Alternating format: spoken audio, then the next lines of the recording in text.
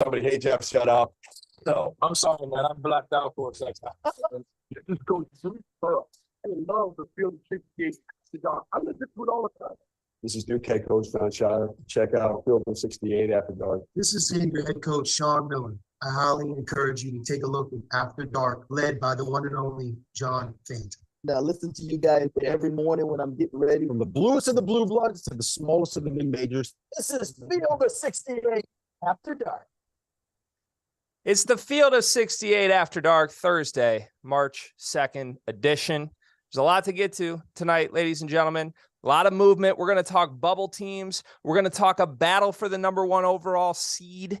And we're going to talk about a couple Big Ten games that are really moving the needle potentially for two teams come March. As I speak, Purdue, Wisconsin, 1-point game with under a minute left. I got Tyler Hansbrough here. I got Matt McCall here. But me, I'm a broken man, gentlemen. My Michigan Wolverines may have punched their ticket to the NIT tonight, and because I lost a bet with producer Trevor, I'm wearing an Illinois jacket for this show. Gentlemen, McCall, I mean, I don't even know how you can look me in the eyes like this, my friend. It looks like, seriously, like a Letterman's jacket. Like you played a sport at the University of Illinois. That's how I'm taking it, Tyler. I don't know how you're taking it, but right now, Greg, that's what it looks like.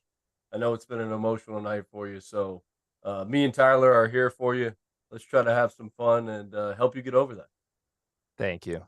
Tyler, help, please. Just help me. Hey, I'm not a fashion expert, so I have no help here.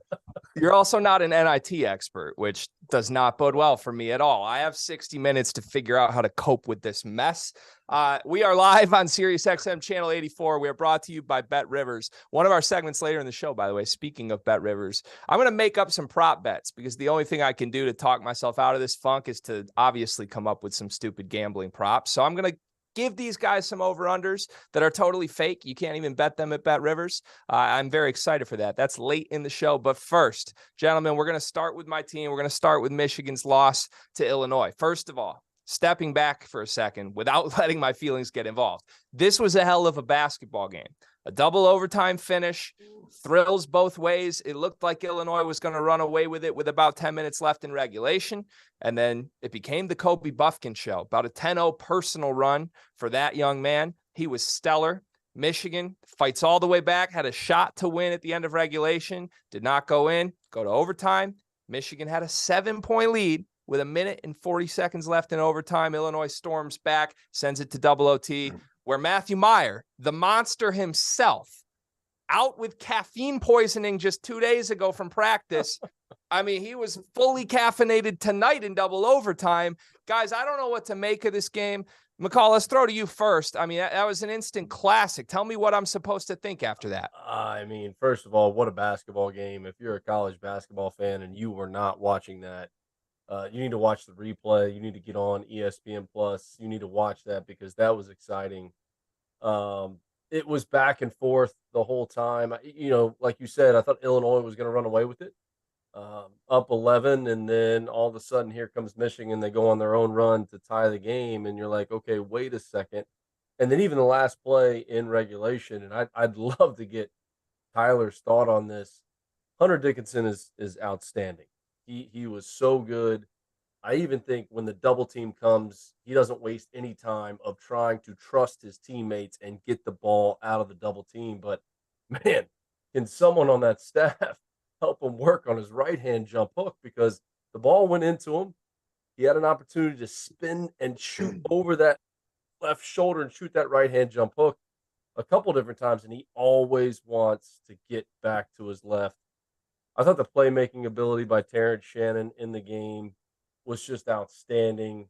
He was unselfish, and you know, he had that stretch in the second half where he didn't even score, but he was making the right play and continued to make the right play. And then even in overtime, they kept running that pin down action to get him going to his left hand, got him downhill a couple different times, and they kept putting him in middle pick and rolls. And I thought, you know, the difference in the game even was Michigan's defense. When I thought Michigan was going to win the game, you know, when you have middle pick and roll coverage and you have a guy like Terrence Shannon that's able to get downhill, that one play where Michigan double teamed him on the baseline, like that was like textbook pick and roll coverage. like textbook. Like that's how you guard a middle pick and roll when you have a player of Terrence Shannon's capability and he can get downhill, and he got all the way downhill and they double team him. You're like, hey, Michigan's winning this basketball game. But with a minute and a half to go, there's still so many possessions left in that game. And Illinois came roaring back and found a way to win. So I know, Greg, it was a tough loss for you. But I just, and I know they've had their struggles this year, and I know we're going to talk bubble, but Michigan, to me, are they not one of the best 68 teams in the country?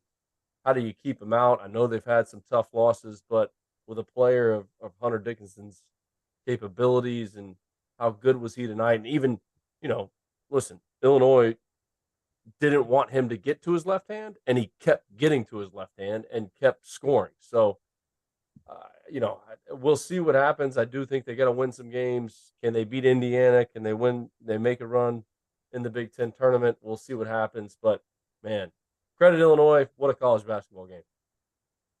Yeah, that's what hurts for me is like Hunter Dickinson and Kobe Buffkin. I think Michigan's two best players right now both had what I would consider legacy type games. I mean, 31 and 16 from Hunter in 46 minutes, 14 for 21 from the floor. Kobe Buffkin, 23 points, 6 rebounds, 3 for 4 from 3. I mean, that's you would beg for those numbers pregame as a Michigan fan, and to get them and then have that lead in overtime and then for it to fall apart so quickly is what really stings. Tyler, what did you make of, I guess, Michigan's decision-making and that stretch where the 7-point lead went down to a tie game immediately? Terrence Shannon had a couple and ones in there, but did you think that Michigan really did anything wrong in that stretch, or did Illinois just sort of storm back and take it from them?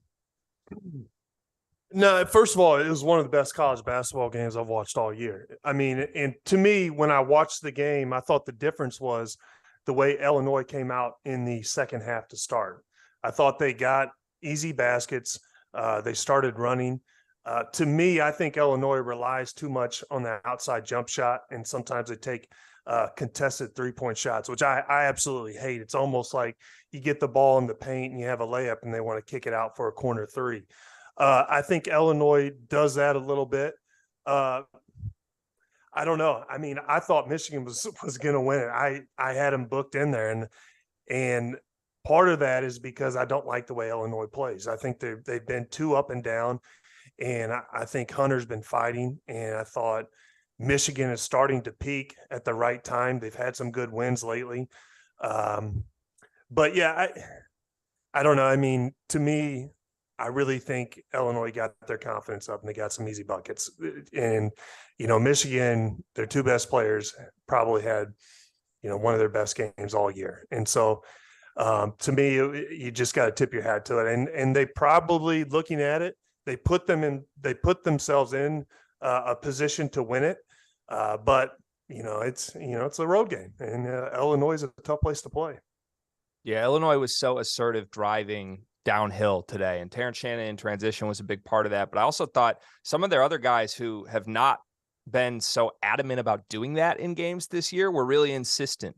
And maybe that's because they knew Michigan doesn't have the greatest help defense in the world, but like a guy like Coleman Hawkins, who's been known to take a heat check, early shot clock, step back three here and there, he didn't really take those tonight. He was insistent on getting to the rim, and I thought it paid off well for the Illini. Let me ask you guys this, and I'll throw this back your way, McCall. There's been a large conversation on social media in my world of, is Michigan better without Jet Howard? Tonight he had a couple of huge shots late. He also had a ton of defensive and rebounding miscues that look pretty effort-based, to be honest. That's been plaguing him all season long. We know how elite of a shot maker he is. There's no taking that away. But from the coach's perspective and just from a fan perspective, do you think that Michigan is better with or without Jet Howard? Right? If his last name wasn't Howard, would we be having this conversation? Right? Would we be nearly as critical of him and of his game if his dad wasn't the coach? Like, I think that's a question that everyone should ask and try to answer, because when they're going to double team Dickinson from an offensive standpoint, he's got to be out there because he is a threat. And because of all the attention that Hunter gets out there on the floor, you need to have threats on the perimeter. But I just think it's his last name. I think it's the fact that his dad's the coach. You could even see Juwan Howard during the game when he missed a block out screaming, block the F out, block the F out. Like he's yelling at him. So I just think it's overblown just because of his last name and because his dad's the head coach. I think he's deserving of playing. I think he's deserving of the minutes that he's getting. Because too, he has to be out there. They need more shooting because every team that they're going to play, even going forward, is going to double team Hunter. They're going to double him. And the more shooting that you can have out there on the floor, the better their offense can be. I think some of their defensive miscues, like I said, I mean, I thought the pick and roll coverage on Terrence Shannon was textbook. That's how you guard a middle ball screen with a guy that's getting downhill. So I think the blockouts, I think the bigger thing for Michigan too is like if they want to make a run, they've got to fix the turnovers. They just turn it over too much. I think tonight it was 8 assists and 12 turnovers. They have a negative assist to turnover ratio on the year. Like they've got to fix that. Like we can talk about, Jed Howard and, his missed blockouts or missed defensive assignments, but I think that gets overblown just because of his last name and his dad's the coach. I think they've got to find a way to take better care of the basketball. And when Hunter gets doubled and he throws it out, and not just to Jet or anybody else, but there was plays tonight where Hunter made the right play and guys were missing layups out of his double teams. Like you got to make a few more of those baskets.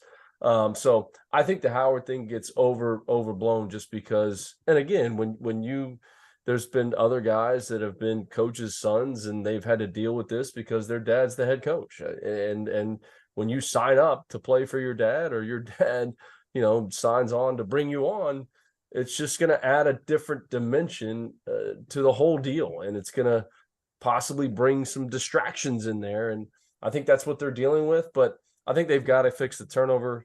And when Hunter does get doubled, those guys got to continue to make plays, and you can't miss layups out of double teams, especially when you're right there point blank at the basket and, make open threes. And if they can do that, they can make a run, but they've got to fix the turnovers. Yeah. That type of heat and that criticism of the coach's son dynamic only gets louder when the team is now in the position that it is in. Question. I mean, they were in the first 4 out, according to our expert bracketologists today, going into this game. They've got the Indiana game at Assembly Hall on Trace Jackson Davis's senior night on Saturday. I mean, that's the season on the line game, or on Sunday, excuse me. So we'll see what happens for Michigan. One thing I do want to just note before we wrap this segment, there was a lot of drama in the offseason between these two programs. These two consider themselves quote unquote rivals, I think, these days, even if maybe nationally people don't realize that. There's not a lot of love lost between Brad Underwood's Illinois program and Juwan Howard's Michigan program right now. Brad Underwood is now 6-0 as a head coach at Illinois against Juwan Howard at Michigan. That's why we call him Daddy Brad here in this state. I'm going to be honest with you. There was one big battle between these two that wasn't on the court. That was this offseason. Terrence Shannon almost was a Michigan Wolverine. The admissions department at the University of Michigan had something to say about that. He ends up at Illinois. And certainly if you move him from one side to the other, this game looks a hell of a lot different. Is that fair to say, Tyler? 100%. And, I think Juwan Howard has a right to be upset. You got to figure that out. I mean, if he can get into Illinois, you got to figure out how can we get this guy into Michigan. I mean, I don't care what anybody says academically. You got to make that happen. And he is a game changer. But these are two great programs. I mean, they're I know they haven't had the years that the year everyone thought they might. But I mean, this isn't going to go anywhere. So this is only going to heat up. Yeah. Long way to go potentially for the season. We'll see. Like I said, I think Michigan could probably stamp their ticket to the NIT if they do not beat Indiana on Sunday. If they do, that's going to thrust them right back to the cut line where, depending on how much the committee values performance in a conference tournament, we'll have to wait and see. But McCall, you said it in passing quickly. There's no way this team's not a top 64 team in the country, right? You standing by that? I'm standing by that. And you're already counting them out in the Big Ten tournament. That's disappointing, Greg, as a fan. And your heart's broken tonight. Like, who's to say that they can't make a run in the tournament and win the tournament? You don't know. Maybe be more positive right now, Greg. Give some of that positivity to Michigan, and they can make a run. They can make a run in the tournament. I think there's too much basketball right now before Selection Sunday to count them out. I know they have their problems. They've lost some games this year, but there's a lot of basketball left to be played. They can beat Indiana. I know it'll be tough on senior night. We've seen teams lose on senior night the last few nights. So I wouldn't count them out, and I would not count them out of the Big Ten tournament. I wouldn't do it. If Hunter can continue to play at the level that he's playing at, and guys around him can make plays, he's going to get double teamed. Can people around him make plays when he gets doubled? And can they fix the turnovers? I think the turnovers is the biggest thing. So, Greg, I'd be positive. I'd have positive molecules and positive vibes, and maybe that rubs off, and see what happens for your team. Listen, McCall, I tell you what, I would love nothing more than to be wearing this right now, but instead I find myself in an Illini jacket. Yes, it is what it is. You're right. Yeah. Positive vibes. I can get there by Sunday. It's on me. I will do that. That's my promise to you. All right, we're going to go to break. Coming up after the break, we're going to break down Purdue's 2-point victory at the Kohl Center tonight, and whether or not they will cling to the final 1 seed come the NCAA tournament, or if UCLA might jump up and steal it from them. That's next on After Dark. They're clear. All right, let's get Dagan in here and see if the chat has burned this entire show to the ground yet. Not yet. Not yet. We'll get there. I'm sure once we talk Purdue, UCLA in the next section, we may get some of that. My question to you guys, a game we may not get to tonight, but I think it's important for the bubble. Rutgers, obviously losing to Minnesota. Can the Scarlet Knights are they still safe? Where do you guys see them? Right now we have them as I believe a 9 seed. Let me double check that. But I believe it's a 9 seed. You know, I saw a thread from Brad Waddell, who's one of our bracketologists, that was urging caution with Rutgers, saying that they could lose their final game of the regular season as well, and they would still be fine. There's some precedent there of teams that have 4 bad losses and have still made the tournament because of their quality wins. So I'll say they're not in trouble, but that's only because I saw one comment from Brad on that.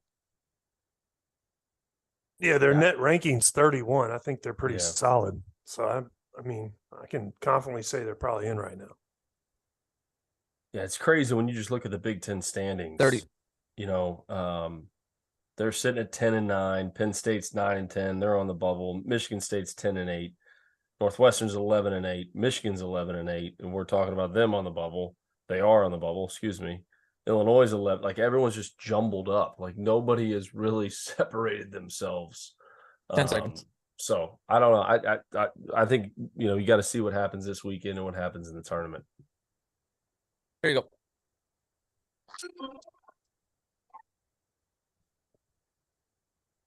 It's the Field of 68 after dark, March 2nd. The madness is in the air, gentlemen. You got to love it. I can almost smell the brackets in my hands right now. We're just weeks away. I can't wait.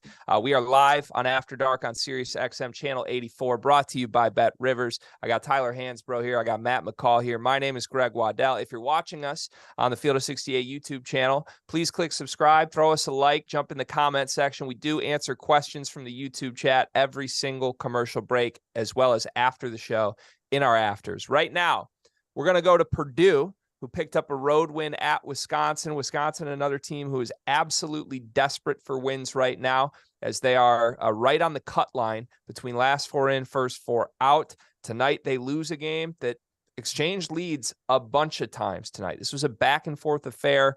Purdue's lost a couple of those back-and-forth affairs in conference play recently, especially on the road. Tonight, they get a 63-61 victory. Tyler, we'll go to you first here. Is this a game that you're just happy to win if you're Purdue? Like, you go into the Kohl Center, you get a win against a desperate team like that. You're not worried about style points as a team as talented as them. Just get the W, and that's all that matters? Absolutely not. I mean, I'm concerned about Purdue, but I do have faith in them. I love Zach Edey. I think he dominates the paint. But to me, their guards are young. They're freshmen. I mean, they're hitting a wall. It's the back end of the season. So I would be concerned if their guard play is going to be solid enough for them to make a deep tournament run. That is my concern. It just, to me, it comes down to how good are their guards going to play, and I think that's going to be the difference maker for them. But no, I think they've got to keep winning, because I think they're on the verge of potentially maybe slipping out of being a number 1 seed in the tournament. Yeah, I mean, I agree with Tyler on that. You know, going into today, they had lost 4 out of 6. And I think if any other team in the country had lost 4 out of 6, we're not even talking about them as a 1 seed. We're not. And I think that's the reason you got to give UCLA the nod right now over them. And I have great respect for Purdue and what they've done this year. But I just think the losses that have kind of piled up here towards the end. But hey, listen, today was big. They had to get it. They got it. They found a way. Zach Edey was outstanding. You know, I'd love to get Tyler's thoughts too, just in terms of watching those 2 front court players tonight. You know, what separates Edey versus Hunter, because obviously the size of Edey he's bigger, but I mean, those 2 guys are just outstanding, and they are drawing so much double teams and different defenses and different things that they have to deal with on a night in, night out basis. It can't be easy for them to deal with. So again, tonight was big. They found a way. They're on the road in an unbelievable environment. Wisconsin's a tough place to play. They sell it out. It's loud in there. It's senior night. It's a lot of emotions involved. And they found a way to win, but I think it was big. But right now, for me, I'd give the nod to UCLA just because of going into this, Purdue losing 4 out of 6. But, watching those 2 front court guys and what they have to do on a night in, night out basis is just so impressive. And I'd love to get Tyler's thoughts on just what separates them, what's different, who's better ultimately. And I know Edey's bigger, but, what's the difference between the 2 of them? Because they're just getting so much, and they have to do so much for their teams to be successful. Well, I think Zach Edey dominates the game with his size. I think there hasn't been many players to dominate the game just from their, physical presence. Like, you talk about Shaq, who just dominates the post just because he's so big. And I think Edey does that, but I think Edey's also the most improved player in college. And who's having a better year to me? I think it's Zach Edey. I think Zach Edey's probably the national player of the year. And I don't think anybody saw Purdue having the year that they were going to have, being the number 1 seed. I think they've been consistent up until recently. But Hunter, Hunter's had he's had some valleys this year. I mean, he is a very good player. He showed up big in some of these big moments, that shot he hit last week. But to me, Hunter is probably a better passer. I think when Hunter takes his time, he does a great job at finding the open guy. I think that's why it's so important for Michigan to be able to make those layups, as important for any team, and those open shots. That's why they need to have shooters, because the defense is just collapsing on Hunter. I don't think Hunter has the height to get the shot off as easily as Edey does. So I think when he gets doubled, he's got to move the ball to the open guy faster. But they're similar, but to me, Zach Edey dominates because he's physically so much bigger. I mean, he affects the game defensively as well. As many shots as he changes just with his height and length is incredible, and he really dominates the whole paint. I've really enjoyed it. I mean, I've really enjoyed watching him all year. Yeah.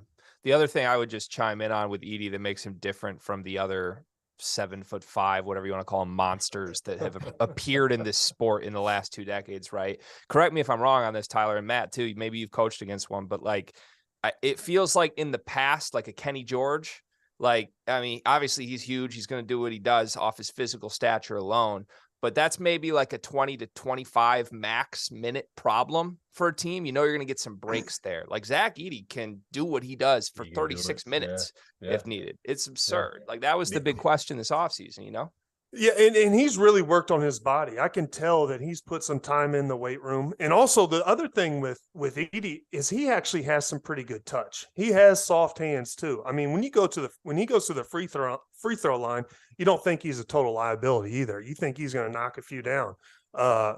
Yeah, I would say that is a huge difference. That's a great point. Yeah. And he only 3 for 8 from the line tonight, but that's an aberration for Edey compared to how he shot it this season. So let me ask you guys this. McCall, you mentioned UCLA. It feels like to me at this point, we'll see what our bracketologists say tomorrow on Fielding the 68, 5 p.m. Eastern, our bracketology show. It feels to me that there's 3 1 seeds locked up. You got Houston, you got Alabama, you got Kansas. I would be shocked at this point if those 3 teams are not on the 1 line come Selection Sunday. It feels to me that there is 1 spot open, and it feels to me there are only 2 teams that could possibly occupy it. Maybe I'm wrong. Maybe someone wins their conference tournament out of nowhere and sneaks up and nips them. But it's either Purdue or it's UCLA. And right now, I think Purdue might have inside position on them, even though I think maybe the 3 of us might say we think UCLA could get there, or maybe they deserve it based on how many games they've won in a row. But flipping that, whoever gets the 1 seed, that's one thing. If these 2 teams played on a neutral floor, are you telling me not all 3 of us are saying UCLA wins that game easy, McCall? Oh, you had to put me on the spot. I thought that was later on in the show. You were going to put me on the spot. It's later in the show where we really turn it up. But, like, yeah, I saw that twinkle in your eye when you said UCLA a minute ago. Like, Yeah, what are we doing here? Purdue's not a top 4 I team in the country. Yeah, again, losing 4 out of 6, but maybe that helps them going into the tournament because they've faced adversity. They've been hardened. They've had to go through some things. But tonight was not a convincing win in terms of being a number 1 seed in the NCAA tournament. They found a way to win the game, which is the most important thing, but it wasn't convincing. And UCLA, even though they were at home, that was a convincing win. And Arizona State is fighting for their life and fighting for their tournament hopes. And UCLA took care of business. So I like UCLA. I just think the guard play is way better for them. It's just it's veteran guards. I think Zach Edey's a tough matchup. I think Mick Cronin, I don't want to say he's an underrated coach. I don't think that's the right thing to say, but I think he is one of the better coaches in college basketball right now. What he did at Cincinnati, what he's doing at UCLA, I like UCLA. If you put him on a neutral floor, I'm picking UCLA strictly, especially because come tournament time, and this is no shot on any front court player, but come tournament time, you need your guards to step up, and you need your guards to make plays, and you need your guards to take care of the basketball. And I think that's been an issue for Purdue at times this year is the turnovers from young guards who are going to be outstanding players at some point in their careers. But I'm going to give the nod to UCLA just because of the veteran backcourt. Who deserves the final 1 seed, Tyler, Purdue or UCLA? To me, I really want to say Purdue, but I probably have to go UCLA. And part of my problem with this is because I think they both beat Houston. And that's, I don't know. I mean, I no disrespect to the American Conference. They're not tested every night. And I don't think that they have somebody big enough to really contain Zach Edey. I think, their guards would probably get out and pressure Purdue. And, they play tough, come at you defense. But to me, UCLA definitely over Purdue. But I have a qualm with Houston being a number 1 seed. Wow. I actually am very interested in hearing a little more on this before we have to go to break, because I think a lot of people would be surprised hearing you say that. I don't necessarily disagree. Like, I think it's the safe thing to say Houston's the number 1 team in the country, right? They only have 2 losses for sure. This is sort of right in the syndrome of how we've stumbled upon Gonzaga being the number 1 overall seed a bunch of times in the last few years. And listen, the year they had Chet Holmgren, no one was denying that was the best team in the country. The year they had Jalen Suggs, no one would deny that team had the talent to be the number 1 team in the country. But there's been some other times a team from that smaller conference has dominated their conference and then found themselves at the number 1 overall line. When you come to postseason play, it doesn't necessarily feel like that. Is that a fair comparison, McCall, or am I stretching here? I think it's a fair comparison. 100%. I agree with Tyler though, just in terms of, Houston being battle tested in terms of their conference. Like have they broken a sweat in their conference, and does that prepare them for the NCAA tournament? I think that's the biggest question, right? Have they been battle tested to prepare them for the NCAA tournament? They played Alabama. They lost by 6 at home to Alabama. Obviously that was a big time game. At Virginia, they win by 8. So, but outside of that, you look at their schedule, man, and again, in conference, and I've gone on my soapbox about Penny and Memphis, and I have great respect for them, but they just haven't been tested. And I think that's the biggest, and like you said, it's a fair statement, right? That's the fair thing to say about Houston. Do I think they're deserving of a number 1 seed? Yes, I think they're deserving of a number 1 seed. But when I look at the other 2 guaranteed lock number 1 seeds, and now we're talking about UCLA, if you said, hey, Matt, what's the team most likely not to make it to the second weekend of the NCAA tournament of all the number 1 seeds? I'm saying Houston, just because they haven't been battle tested. They haven't played in the same leagues as these other teams. They haven't been nearly as close games as these other teams. And that's what the NCAA tournament comes down to. You have to be able to win close games. And when you haven't been in those situations, you're not nearly as prepared. You can run as many different special situations in practice as you possibly want. You can do them all. But until you're battle tested in those situations, there's a difference. So I just think that's my thing. I think they're completely deserving of the number 1 seed. I think they're completely deserving of the ranking because they've handled their business. But if you ask me which number 1 seed is most likely not to make it to the second weekend of the tournament, I would pick them just because of that. One thing real quick, one of their 2 losses comes from a quad 3 team. Of the top 5 teams out there in the net rankings, they're the only team that has a loss in the quad 3 column. And you could also say they have the least amount of quad 1 wins of anybody in the top 5 net rankings. So that's my qualm with them, is they're not really battle tested. And also I have a problem. I think their guards are a little small. I love Sazzer, and I love the way they play defense. I just don't think they're battle tested nightly.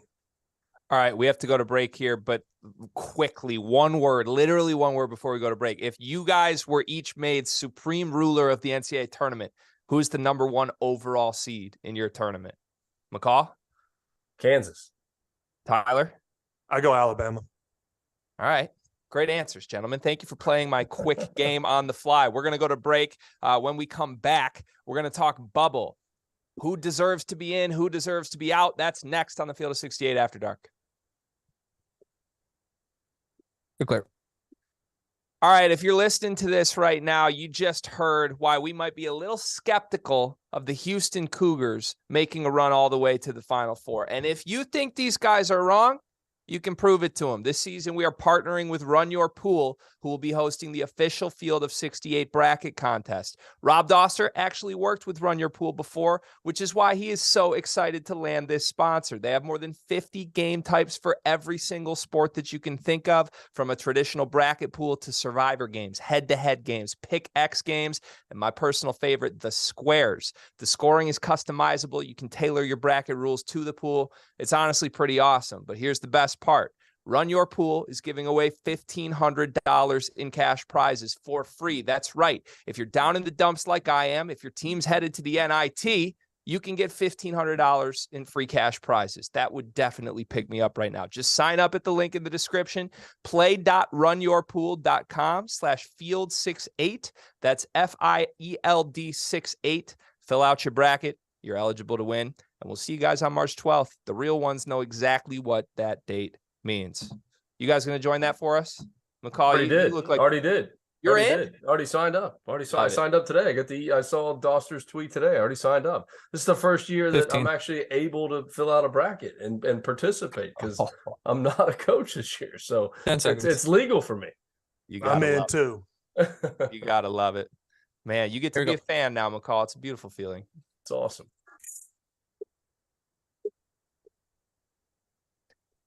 We're back. It's the Field of 68 After Dark.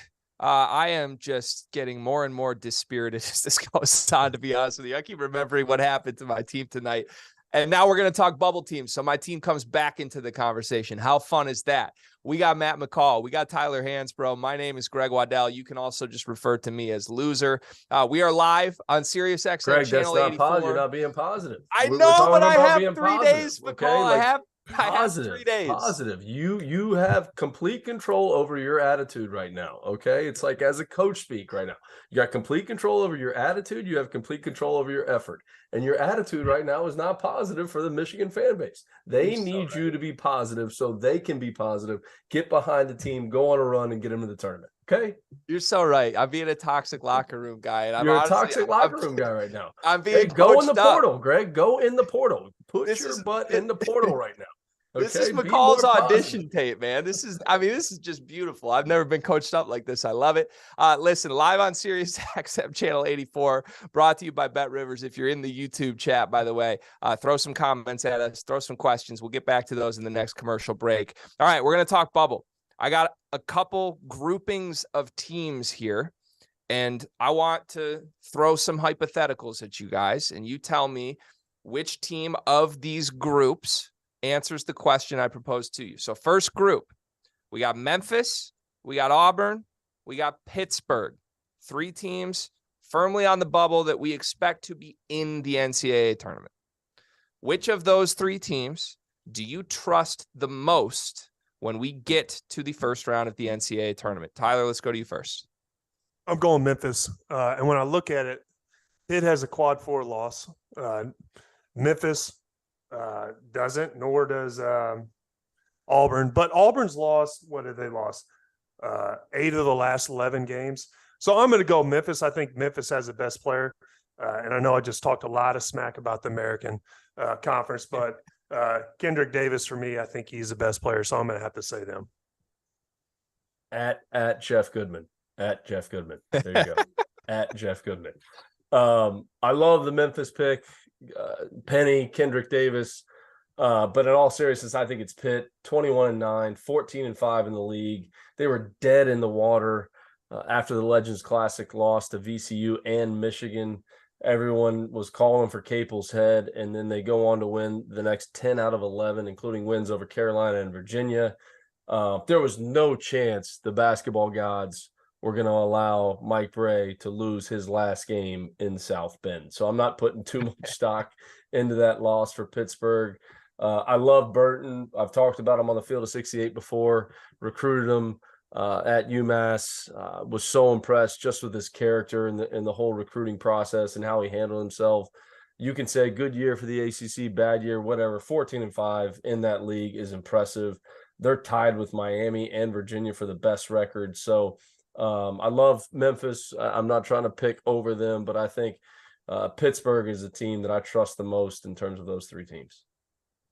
I feel like enough people haven't given Capel his props this season. I don't know if that's just me not being in ACC circles, but like, I mean, to be in contention to win that conference after the way his tenure there has gone and the way this season started, it's pretty dang impressive. Tyler, are people talking about him for ACC Coach of the Year?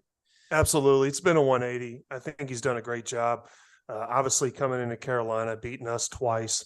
But yeah, he has, changed the perception. And he came into, my impression, he probably came into the year fighting for his job. And he's definitely proven that he deserves a lot of credit, chance to win the ACC. No one saw that coming. So yeah, he's getting a lot of credit and he deserves it. Good. All right, so I got to play tiebreaker here. We got 1 vote Memphis. We got 1 vote Pitt for team that you trust the most that is on the bubble. I'm glad neither one of you said Auburn because the word trust and a team with Wendell Green at point guard do not belong in the same sentence.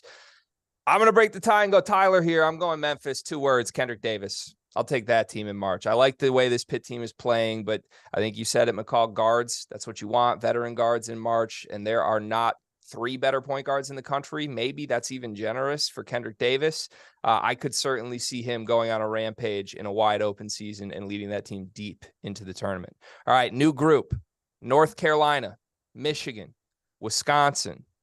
This one might be a little easier than we had hoped pre-show. That's okay. Which team from that group deserves to be in the field the most? McCall, we'll let Tyler think on this one. I'm sure he doesn't have his answer ready to go there. Let's go to McCall first.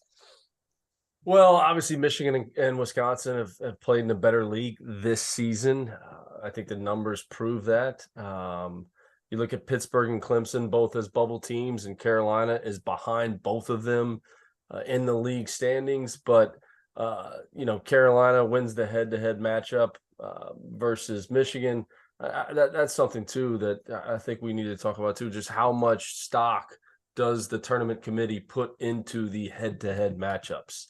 You can throw the net out. You can throw the numbers, this, that. These bubble teams, do they go back to who beat who in the head-to-head matchup? So I think with those three teams, I got to give the nod to Carolina. They beat Michigan, so I'm going to roll with them. Tyler? Smart man. I'm going Carolina too. Shocker. We beat Michigan head-to-head. And I look at it, Michigan unfortunately has a quad 4 loss. Sorry, Greg. And unfortunate. Wisconsin's ranked 72 in the net. I don't understand how we consider them really a bubble right now. I mean, I don't know. That's not really – I don't even think they deserve to be in the category with Michigan and UNC. But I'm actually pulling for Michigan to get a win in Indiana. I wanted them to win tonight because that would have put them in the top 50 and given Carolina another quad 1 win. We've only got one other one, but we've got a chance this weekend. But obviously Carolina for me. Yeah, that's the right answer. I'm glad I don't have to break a tie on this one. I think that question was a lot more difficult before the results of the Michigan and Wisconsin games tonight. It's interesting because separating Carolina from the group of the two Big Ten teams here, man, if that Hunter Dickinson buzzer beater doesn't go in against Wisconsin, then we're not even talking Michigan on the bubble at all. Then Wisconsin's 2-0 against Michigan. Then maybe they do have a better argument. Maybe that net jumps up just a little bit. Instead, kind of luck of the draw with that one. Michigan's still hanging around, but yeah, the head-to-head separates it for me. I think North Carolina's playing the best out of this group right now, to be honest with you. Just their last couple of games, maybe a week and a half ago, I wouldn't have said that, but right now I like their chances. All right, final group for our bubble superlatives here. We got West Virginia. We got Oklahoma State. We have Mississippi State. Which one of these three teams should not be in the field of 68 as of right now? Tyler, we'll go to you first. Ooh. I really want to say Mississippi State, but I really like them. I think they've come on lately. I'm actually going to go Oklahoma State. I know they play in the Big 12. They're tested every night. It's an unbelievably tough conference, but I don't know. They have the highest net rate. They're 47. UNC is 45. So, yeah, it'd be Oklahoma State for me. McCall? Yeah, I hate to go against the SEC, but I got to go Mississippi State for me. The Big 12 is a beast every single night. Pre-conference, Mississippi State beats Marquette on a neutral site. So you think, oh, okay. But they lose to Drake, who's not in the field. Drake's a good mid-major team, but they're not in the field. And then they lose to Florida and Georgia in the SEC, and neither one of those teams are in the field. So I just think that the Big 12 is such a beast. I think Mississippi State has had some bad losses, even though that they've won some games as of late. So for me, that's them, just strictly because of the conference and the losses that they've had in conference. If they're losing to Tennessee and Alabama, that's one thing. But, my alma mater's not in the field. Georgia's not in the field. They lost to both of those teams. So I'm going to say them. I'm just looking back through schedules here. There's one win that I think moves the needle in a big way for Mississippi State. I don't even think we would be talking about them without this win. That's a win at TCU. It was a home game, but a win against TCU. That one certainly helps them separate from the pack a little bit here. The other thing that's just crazy to me, I genuinely, I feel like I have a pretty good pulse. I watch a ton of games. I did not know that Oklahoma State had lost 5 straight games coming into tonight. I mean, they've had a gauntlet of a schedule. You look at Kansas, TCU, West Virginia, Kansas State, Baylor. None of those games are easy. That's the heart of the Big 12. But this final game of the season for them at Texas Tech is going to be massively critical. I think if they lose that one, that might essentially be an elimination game for them right now. So I'll go Oklahoma State, just given the fact that they've lost that many straight games in a row. Last thing on that group, though, West Virginia, I don't know that there's a team that metrics are so off compared to their actual on-court results of in the entire. I mean, this team is 19th in the country on KenPom. You guys, they're 6-11 in conference play, and I know the Big 12 is incredible, but like McCall, this team's not a top 20 team in the country or anywhere close to it, right? I don't know. I mean, they were right there with Kansas the other night. They play hard. They've lost some close games. They've also won some close games. I thought they were pretty good out there in the PK 80 early on in the season. So for the KenPom to have them ranked as high as they are, I don't know if I necessarily agree with that, but I wouldn't want to see them, and they're a team that could make a run in the Big 12 tournament. I mean, with how that is and how it's shaped up, and just the parity in the conference, I don't agree with KenPom's ranking on them, but man, they're definitely not the team that we're picking amongst these three teams that should not be in the field. And we know that. Yeah, there's some separation there for sure. It kind of reminds me back to my Big Ten world. Ohio State, like the entire season and beginning of conference play, was just a top 20, 25 team on KenPom, even though they were losing game after game after game. Finally, they started falling once they started losing like 9-10 in a row. West Virginia certainly hasn't done that, but it's just one of those ones that jumps out on the page at me is like, how does a team with that record hold that spot so highly? All right, guys, coming up, I'm going to put you through one more of my stupid games here. I have cooked up some quote unquote secret shit. That's what it says on our rundown. That's next on the Field of 68 After Dark. I'm clear. All right, Dagan, get back in here. Save us. Hello. I know we already talked about Purdue, but question in the chat from Michael. What are you guys' thoughts about Painter switching up the lineup a little bit, shaking things up tonight? Obviously, worked out for them after losing a few games in the last few games. Well, I think that's what you have to do, right? I think, you lose 4 out of 6. What's the saying? Definition of insanity is doing the same thing over and over and expecting different results. So I like it. I think he sends a message to his team, and this is what we're doing. And he's a Hall of Famer. He's the head coach, and it worked out for him. I love the move. There's nobody on the team that's entitled to playing time except for probably Zach Edey to me. The guys are young. So, if you want to play, like Bob Knight said, what's the biggest motivator? Sitting on the bench. So, they had to do something to change the way they're playing. I also think psychologically, it's a move that works because it was to some veteran guys exchanging parts. Like, I don't think you're going to worry about losing Caleb First mentally by moving him to the bench here. I trust that he would survive. Not that he would lose anybody on this team. I love the chemistry of this team, but I'd be a little more concerned just about the decision if it was one of the freshman guards this late in the season. So you keep them in. I like the move. There you go.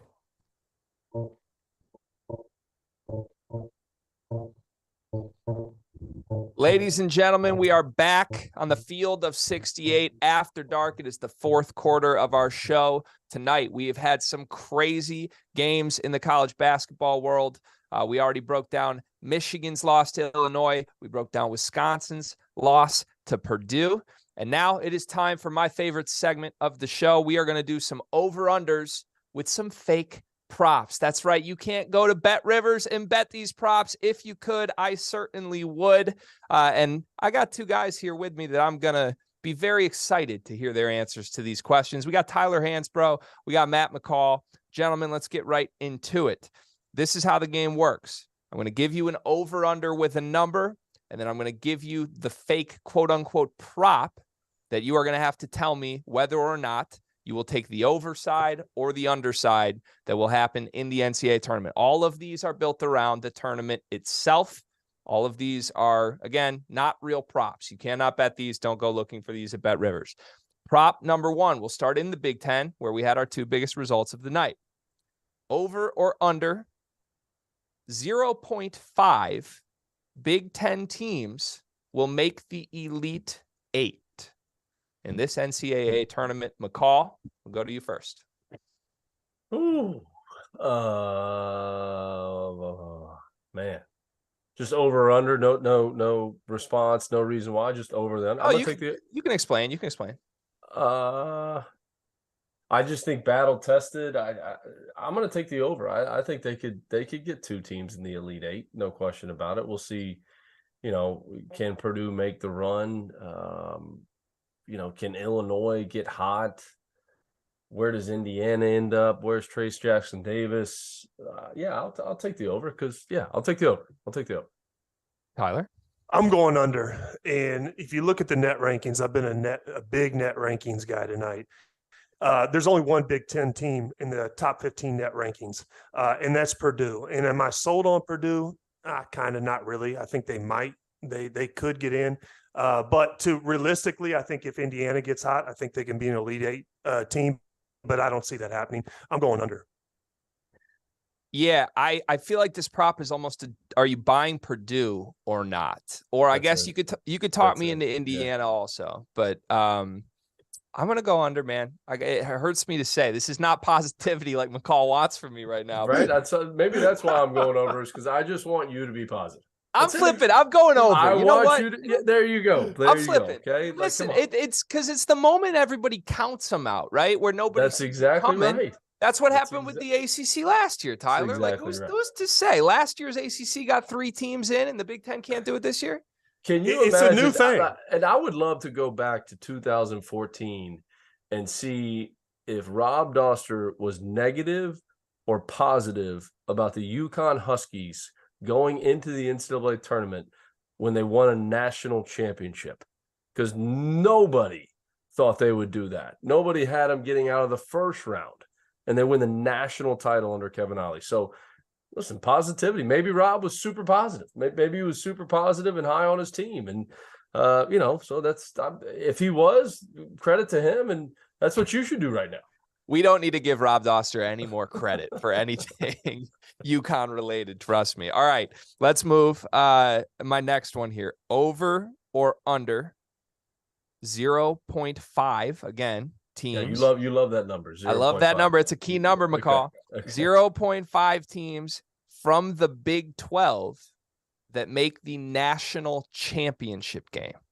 This isn't just, mess around and make the Elite Eight now. This is, are you backing any of these great Big 12 teams in the best conference in college basketball to win 5 games and appear in the national title on Monday night in April? Tyler, you first. I'm going over, and I'd put the farm on it. I think there's numerous teams in the Big 12 that can make it to the national championship game. I believe in Baylor at this point. I believe in Texas at this point. I believe in Kansas, TCU. It's the best conference. There's no question it's the best conference this year, but I could see teams, a couple teams getting hot and getting there. Yeah, I'm with them. I'm going to go over. Somebody's going to be in the national championship game from that conference. It's too good of a league. I'm not guaranteeing any team, but I just think it's too good of a league. You got to pick one of them to play in that game. Yeah, you got a lot of tickets there, right? It's like when you get the free spins if you play a slot machine or something. That's what it feels like betting the Big 12 in this prop for me. You got like 100 chances at it. I would be shocked. I'll say this. I would be shocked if one doesn't make the Final Four. To make the national championship game, obviously that's another further step. You never know what's going to happen when you get there. But this is the best conference in hoops, and there's 4 legitimate shots at it to me that I think could get there. So consensus over. That means the line's going to move, gentlemen. Next time that someone comes on this show with that prop is going to be 1.5. We got it at a good number right there. Next prop here, we'll see if I can make it a little more difficult on these guys. Over or under 1.5 Blue Bloods to make the Final Four. Remember last year was the Final Four of all Blue Bloods. We had Duke, we had Carolina, we had Kansas, we had Villanova. Yes, I'm going to count Jay Wright's Villanova as a blue blood here. We'll also give you Kentucky.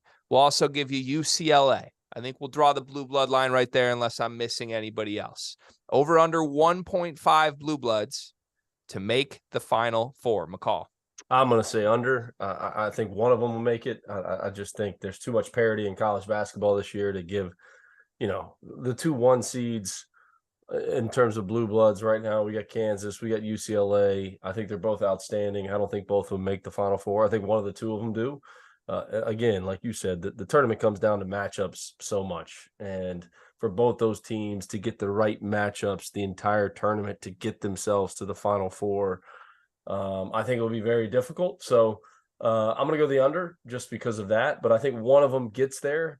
I think there's a blue blood in the Final Four, but to get two there with the parity in college basketball this year, I think it's too difficult. Tyler? I'm going under. I'm with you. I think, to me, if UCLA and Kansas, they're the only realistic shot. And I'm saying that because, let's be honest, Carolina is going to really, really have to catch fire. And I don't see that happening. We don't handle success well. Duke's heating up. They're catching the normal Duke heat. Everyone's kind of jumping on, but I don't think they're talented. I think they're too young. Kentucky, peaks and valleys for them all year. So I'm going under. All right. If I moved that line on you and it was 0 or 1, if you're both under 1.5, would you say 0 or 1? McCall, you said 1? Yeah, I think one team. I think a blue blood will be in the Final Four. Which one it is, like we said, I think the two favorites are obviously UCLA and Kansas. I think one of the two of them probably get there, but to get two of them there, I think it's a long shot. Tyler, would you go 0 or would you go 1? No, I'm sold on Kansas. I think Kansas can go. And I believe in Kansas. I think Bill Self's done an unbelievable job. I think their team is tough. I have too much faith in them. Okay. I think that's the right answer too. We're all pretty aligned on this. All right. Final. Well, we might have 2 left depending on how quick this is. Maybe the final prop of the night. Over or under 13.5. Wow. As the highest seed to win an opening round game in this NCAA tournament. So over meaning either a 14, 15, or 16 seed wins in the first round. Under meaning there are no monumental upsets from a 14, 15, 16 seeded team. Tyler, what do you got? I'm going over. I think this tournament is wide open. And I think this is going to be a great tournament. I mean, you're going to see some upsets. So I'm going over. I agree. I'm going over. I think somebody's going to beat, I think, a 14 or a 15 seed. Obviously, there's only been one 16 seed to win a game. Could that happen again this year? This would be the year just because of the parity in college basketball. So I'm with Tyler. I'm going over.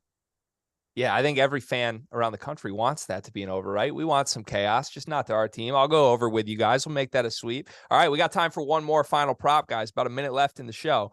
Over or under, back to my favorite number, 0.5 teams from the state of Texas that make the national championship game this season. The Final Four is in Houston. You got Baylor, you got Texas. You probably got some other teams I'm not naming. McCall, will one of them make the national title game? I'm going to go under. I don't think Houston's battle tested enough. That's a great story. I have unbelievable respect for their program. But I just think those close games come NCAA tournament time, the national championship game. I mean, that's a big game to get to. You've got to get a little 15 bit lucky. seconds left. So I'm going to go under. 10 seconds, Tyler. I'm going to go under, and I think it could be University of Texas. I love what Rodney Terry's done. That's the team I do believe in, but I'm going under. I don't believe in them that much. I love it. Field of 68 after dark. We are out. A buzzer beater, guys. Good work. That was awesome. Good work. That was awesome. Oh, man. Let's get Dagan back in here. Let's do some questions from the chat. My goodness, you really squeezed that one in there, guys. That was impressive. I'm very impressed. Here we go. Jacob wants to continue the game, so we'll continue it. Over under 3.5 is a big number here. Over under 3.5 Big East teams in the Sweet 16. Ooh. Seeing as they probably only get 5 teams in the tournament.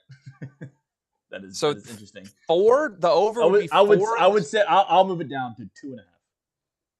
Yeah, that's a crazy line. That's 2.5 that's a crazy line. You got to consult with the Field of 68 odds makers first. I'm going under. I think 2 teams could get to the second weekend in the Big East. But I don't see I don't see 3 of them getting there. I don't. I think the tournament is going to be too good. I think there's going to be too many matchups. It's going to come down to matchups. So I'm going to go under. I'm with you. I'm under. I don't believe in the Big East that much. I'll take the over on teams I picked to the Sweet 16 from the Big East. I like this. I'm definitely a Xavier believer, a Creighton believer, a UConn believer. Marquette, if they have a decent draw, I like them. I don't know that it'll happen, but I'll pick it. Perfect. Let's see. Oh, Rob's in the chat. And this one, we're gonna go back to this one. McCall, the Hansbrough. This one's for you guys. This was brought up on Tuesday's show. Yuli wants to know in the chat, even though he's not here, but I know he's asking. Shut up, Rob. Who has the better eyebrows between Greg and Rob? Rob Doster. The chat wants to know. Never once ever really looked at it. I have no idea.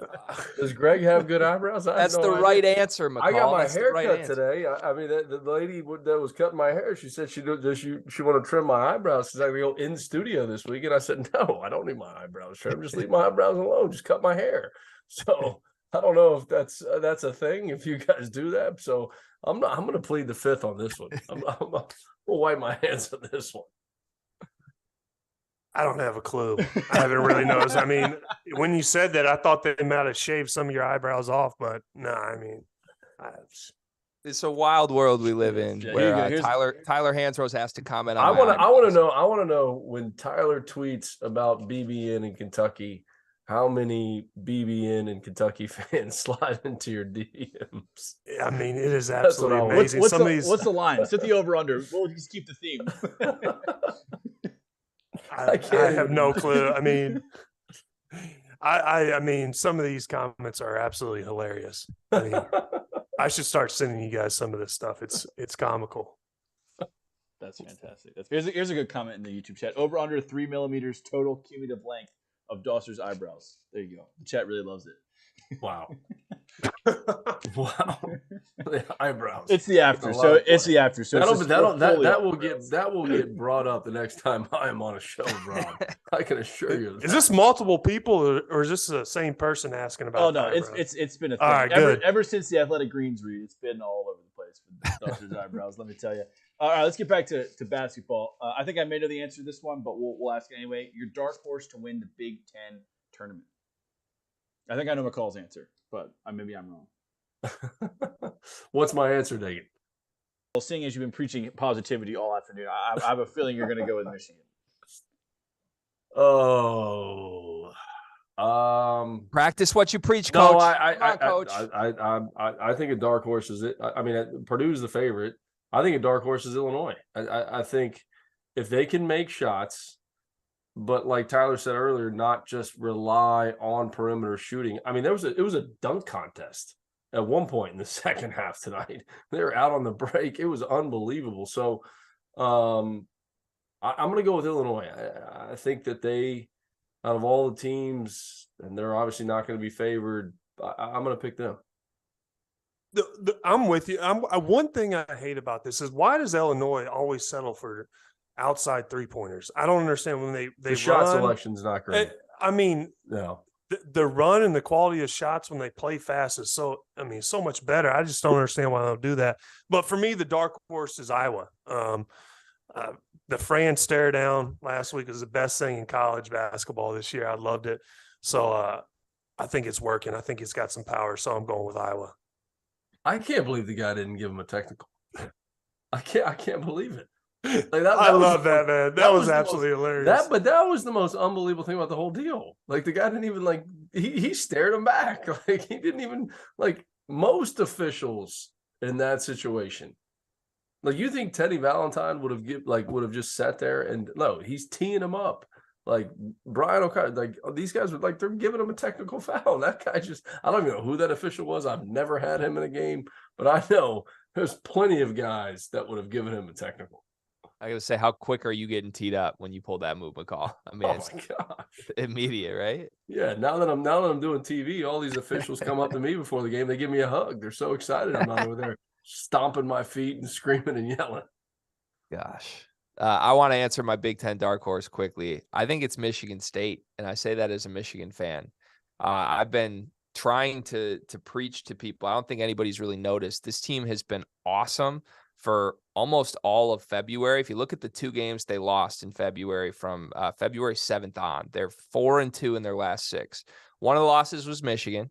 They outplayed them in Ann Arbor. That game was 5 days after a mass shooting on their campus, and they were up for 35 of the 40 minutes of that game. Their next loss was Iowa. They outplayed them the entire game until the final minute and a half, and then we saw the miracle unfold. I think this team's phenomenal right now. They're shooting 57% from 3 over the last 2 weeks. Veteran guards shooting around them. I'm buying that team right now. Perfect. Beautifully answered by all three of you. We talked a little bit about this one pre-show. David Bentley wants to know ACC Player of the Year. I'll go for Isaiah Wong. And I reward winning. I think Burton from Pitt would be a good answer too, but Isaiah Wong right now for me. Yeah, I think it boils down to who wins the league, who wins the regular season, and it should always go to the best player on that team. I'm a big fan of that. When I was at Chattanooga, we won the regular season, and that wasn't the case, and I just couldn't believe how is that not the case that we don't have the player of the year. We have the best team, right? At the University of Florida one year, I think Chandler Parsons, his senior year, averaged like 11 points per game or 12 points per game, something like that, but they were the best team. They won the league. And he was SEC Player of the Year. So I'm a fan of reward and winning, like Tyler said. I'm a big fan of that. So I would give it to Wong. Who are the other big candidates? Like, we don't even, is it like Burton? I mean, I would say you could say Baycott from a statistical standpoint. I mean, double about every night, but I mean, we're like 8th. I don't know. We're damn near the bottom. So it's hard to give somebody that type of award. I mean, Clark from Virginia, would you put him in a category? I mean, they're tied for the lead, right? Yeah, I would say that too. Yeah. Someone in the chat just said Jarkel Joyner from NC State. I feel like if you're going that far down in the standings, they'll give me Baycott. I would do Terquavion Smith before him. I think Terquavion had a great first half of the ACC. You know, I think there's an argument to be made for L. Ellis, gentlemen, for doing what he's done, given those circumstances. That man needs some sort of trophy on his mantle at the end of the season. I'm just saying. All right, moving on.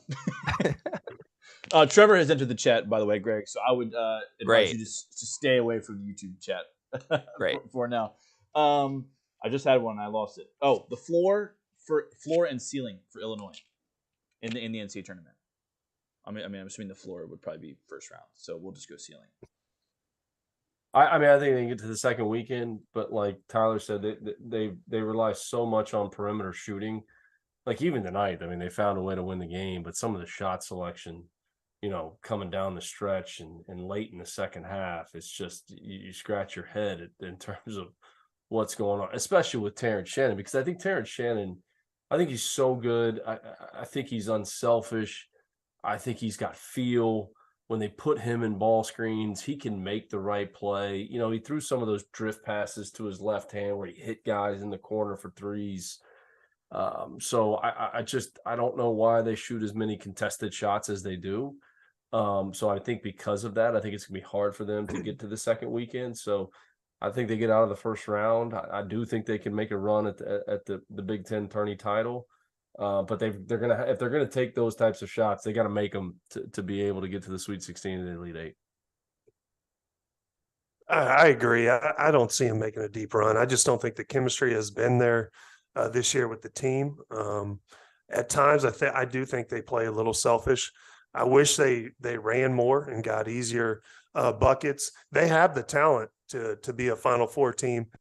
I just don't see it working though. I mean, I see some selfish shots. I don't know. I think they could lose in the first round. Yeah, the thing with Illinois to me is for one game, they can beat anybody. Like their A+ game is at least a top 10 A+ game in the country, in my opinion. And that's proven. Like they beat UCLA on a neutral. They beat Texas on a neutral. Those were their 2 biggest games of the year. They won both those games. The problem is that the way this team plays is not conducive to winning 2 straight games, let alone 6 straight games. And Brad Underwood's also not ever gotten past the second round of the NCAA tournament. That can change on a dime. I know that. I don't like to just categorize coaches that haven't done it before that way. But man, this Illinois team, I just went through their entire schedule, guys. They have not won 2 straight games against teams that will play in the NCAA tournament once this season in 30 games. So if I have to go ceiling, man, round of 32 feels like an honest ceiling to this team to me. All right, another classic question from the chat. Chris wants to know, what mid-major do you think goes the furthest in the tournament? Obviously, Houston, Gonzaga, not included. I'm also going to take out St. Mary's. I know that they're included, but that's the easy answer, so we're taking them out. FAU, the local team. Let's go. That's your boys. Unselfishness. They're top 50 in defense and offense. I mean, come on. You know, the team, and I'm not trying to be an A-10 homer here, but the team that's dangerous, that just has found ways to win games, is VCU. And it'll be a shame if they don't win the A-10 tournament if they're not in. Ace Baldwin was not healthy the entire year. When he's healthy and he's out there, they're a completely different team. They're dangerous. They defend. They play hard. They have that VCU mentality. That seems like every coach that's ever coached there, whether it was Capel, Anthony Grant, Shaka Smart, Mike Rhodes, Will Wade, whoever it was, they have that's the identity of their team. You know, everyone wants to talk about identity. It doesn't matter who the coach has been at VCU. They have that identity. I think they're a dangerous team. I'm not saying they can get to a Sweet 16 or Elite 8, but that first round matchup with whoever they play, and again, if they drop one in the tournament because they have an off night, it'll be a shame that they're not in the tournament, in my opinion. I'll just go Liberty because their net ranking is 40, and I'm a big net ranking guy. Tyler stole mine. Darius McGee is balling right now. They had a Unbelievable. scary one tonight, man. A very scary one for their tournament hopes, but got the victory. If they can take care of Kennesaw State, that's a dangerous team. And they might be, I don't know what seed line they'd be. I'd assume like maybe a 13, 14, right in that range that we talked about. That's a scary team for a high major team to draw. All right. I think that's going to be it for me for tonight. Perfect. All right, You let's guys do get to toast toast. Let's get to toast, gentlemen. Anybody got one ready to go?